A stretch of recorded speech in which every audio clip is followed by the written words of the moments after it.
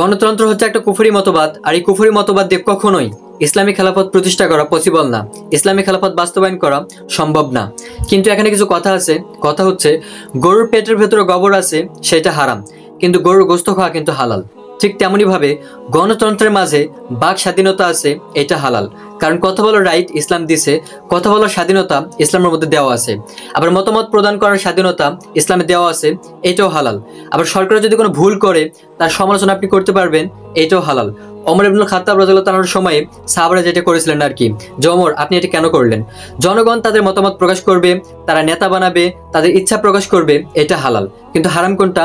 হারাম হচ্ছে জনগণ আইন বানাবে, তারা যেটা বলবে সেইটাই আইন, যেটাকে বলে মেজরিটি মাস্ট বি গ্রান্টেড, তাদের কথাই আইন।